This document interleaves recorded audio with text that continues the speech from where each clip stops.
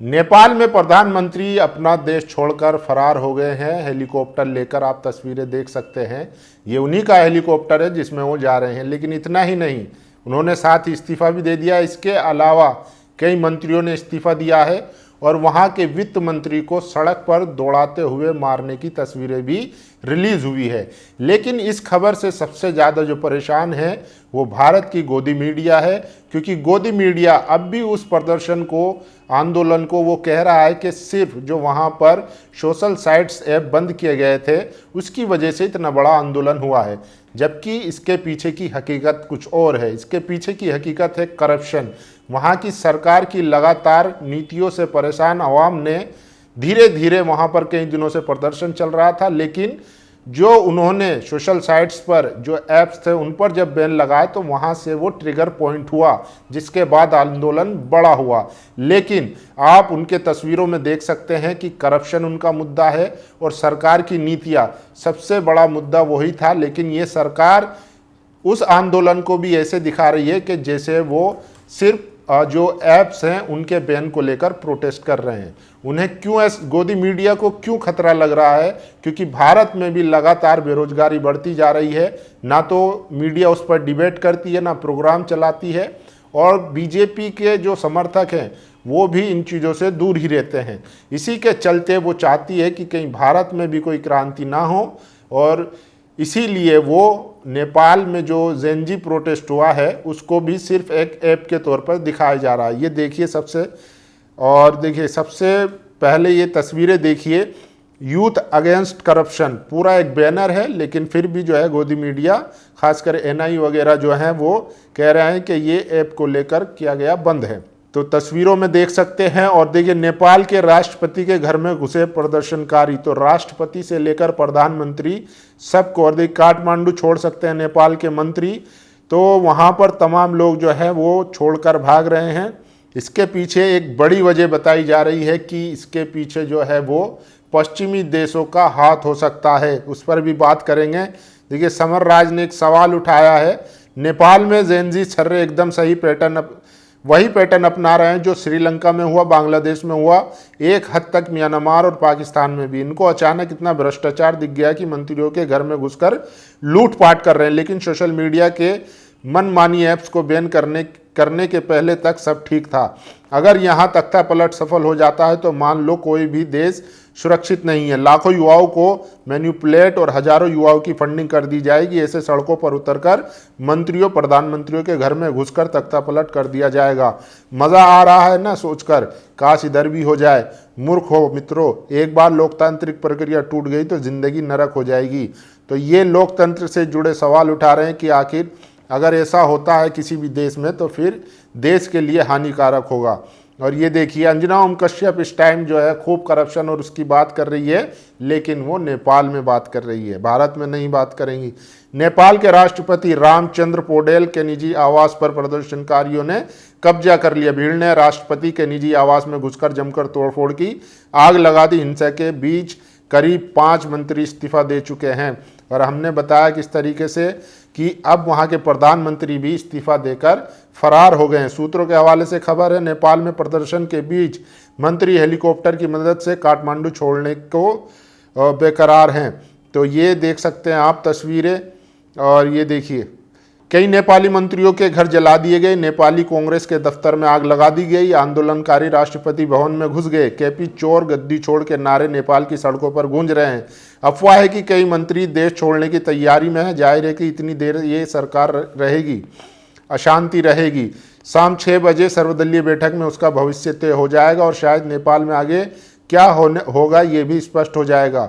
अब तो नेपाल में एक बड़े सफाई अभियान की जरूरत है। तमाम भ्रष्ट लोगों को सत्ता से बाहर करना चाहिए। साफ सुथरे लोगों की एक राष्ट्रीय सरकार बने और बेरोजगारी तथा भ्रष्टाचार दूर करने का एक रोड मैप उसके पास होना चाहिए। तो देखिए, लोग सवाल उठा रहे हैं। और ये देखिए, वहाँ के जो वित्त मंत्री हैं उनको सड़क पर दौड़ाकर मारा गया है। तो लोग इतने नाराज थे करप्शन के चलते, लेकिन मीडिया इसको सिर्फ ऐप बंद होने से नाराज की वजह बता रहा है। आज कर्फ्यू के बावजूद युवाओं का विरोध प्रदर्शन, अब तक 19 की मौत। कल गृह मंत्री के इस्तीफे के बाद आज 2 मंत्रियों का इस्तीफा। तो लगातार इस्तीफे दिए जा रहे हैं। नेपाल के गृह मंत्री ने दिया इस्तीफा। हमारा वाला बेशरम है। दिल्ली दंगे, अवंतीपुरा हमला, राजौरी हमला, मणिपुर दंगे, पुलवामा हमला, पहलगाम हमला, नैतिकता बची ही नहीं है। नेपाल के प्रधानमंत्री ने अपना इस्तीफा दे दिया है, गृह मंत्री ने अपना इस्तीफा दे दिया है। उसी संदर्भ में हमारे देश में इतने बड़ी बड़ी त्रासदी हुई, लेकिन देश के प्रधानमंत्री ना तो कोई नैतिक जिम्मेदारी लेते हैं और ना ही गृह मंत्री कोई नैतिक जिम्मेदारी लेते हैं। नेपाल में जो भी कुछ हो रहा है ये बिल्कुल बांग्लादेश और श्रीलंका की तरह है। दोनों ही देशों में तानाशाह सरकारें जनता को अपनी बपोती समझकर मन माफिक फैसले ले रही थी, लेकिन अनंत जनता बता रही कि वही जनार्दन हैं, क्योंकि वहां भी मीडिया, सरकारी और सोशल मीडिया पर पाबंदी थी। ये हिंसा रुकनी चाहिए। तो लोग जो है लगातार लिख रहे हैं। और ये देखिए, काठमांडू से प्रधानमंत्री ओली केपी का वीडियो आया है, जो वो हेलीकॉप्टर में बैठकर देश छोड़ रहे हैं। सिर्फ 19 मौतों पर नेपाली पीएम ओली ने इस्तीफा दे दिया। हमारे वाले तो 700 लोगों की मौत पर भी पूछते हैं मेरे लिए मरे थे क्या। तो किसान आंदोलन में जो 700 किसानों की जो मतलब मौत हुई थी, उसको लेकर सवाल उठाया जा रहा है। संजय राउत ने भी ट्वीट किया है, ये स्थिति किसी भी देश में पैदा हो सकती है, सावधान, भारत माता की जय। अपने हकों के लिए जागा हुआ एक युवा ऐसा दिखता है। तस्वीर नेपाल की है। तो ये तस्वीर सबसे ज़्यादा वायरल है।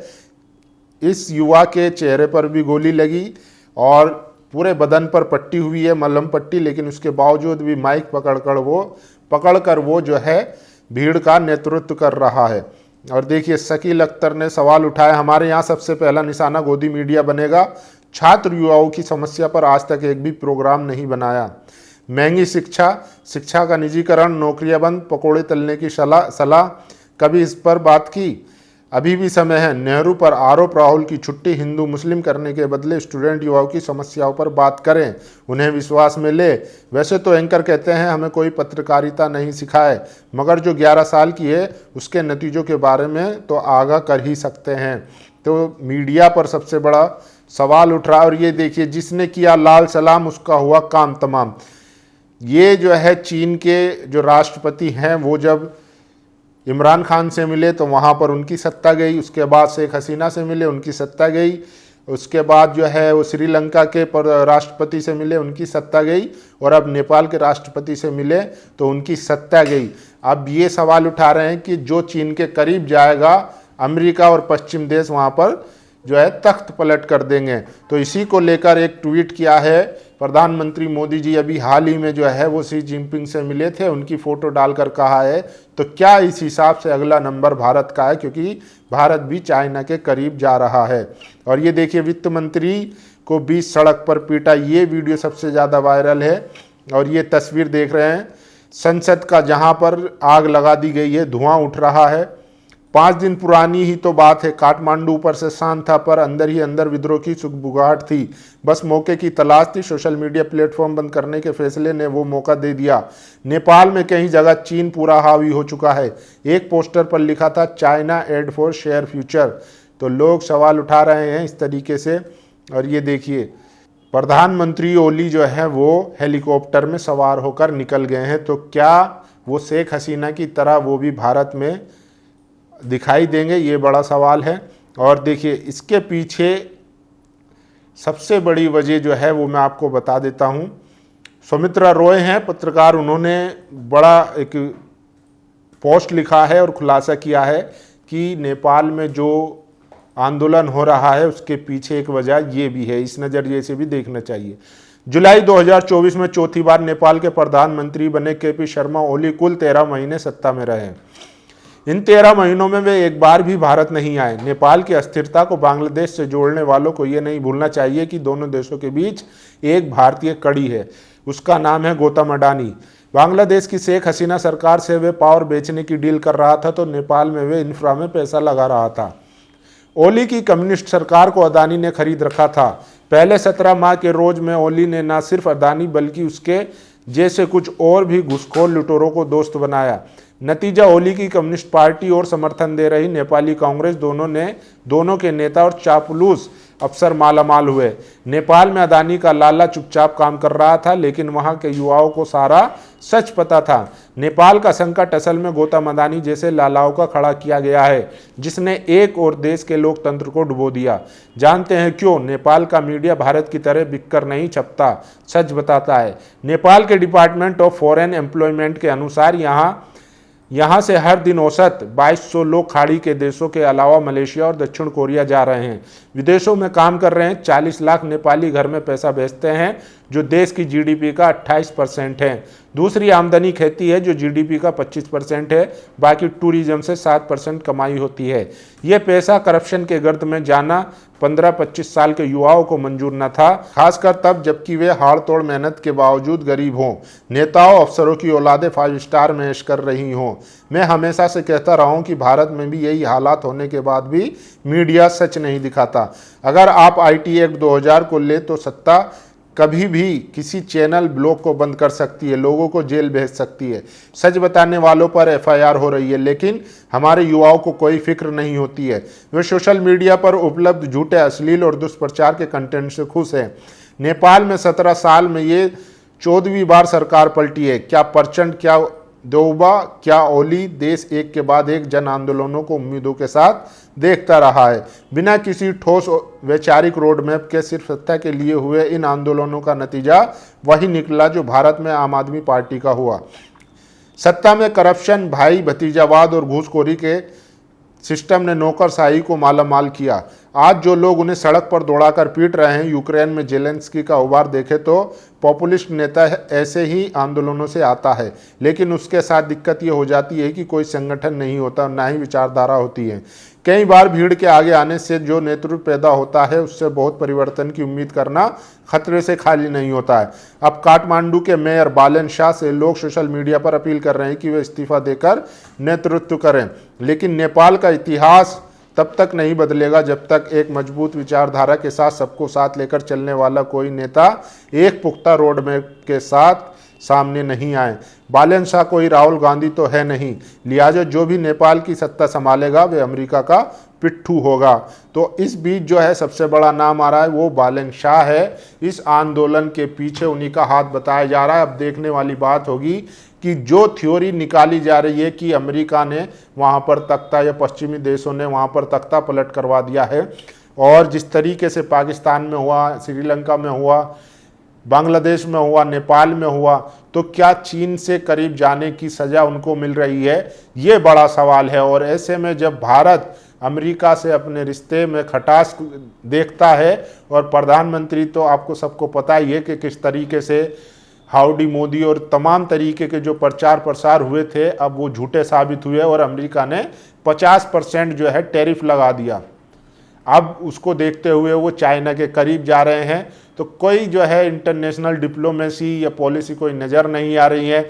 एक तरफ हमारे जो है जो वित्त मंत्री है निर्मला सीतारमन, वो इजराइल के साथ जो है वो ट्रीटी साइन करती हैं, वहीं दूसरी तरफ अमेरिका के खिलाफ हम जाते हैं, मतलब अमेरिका टैरिफ लगाता है, वो उससे भी नाराज़गी लेते हैं। चाइना के करीब जाते हैं, रशिया के करीब जाते हैं। तो कुछ समझ नहीं आ रहा है कि क्या डिप्लोमेसी है। सरकार ने जो भारत की डिप्लोमेसी थी उसका सारा बेड़ा गर्क कर दिया है, और यही वजह है कि जब ऑपरेशन सिंदूर हुआ था तो भारत के साथ कोई नहीं खड़ा था।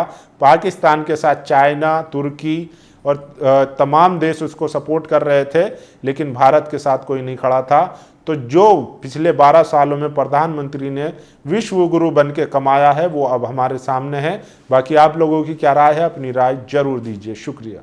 नेशनल दस्तक की आपसे गुजारिश है कि अगर इसको बचाना चाहते हैं तो नेशनल दस्तक को सब्सक्राइब करने के लिए रेड कलर के सब्सक्राइब बटन को दबाएं, फिर बेल आइकन की घंटी दबाएं। नेशनल दस्तक को बचाने के लिए बहुत जरूरी है कि हर खबर को शेयर करें, लाइक करें, कमेंट जरूर करें।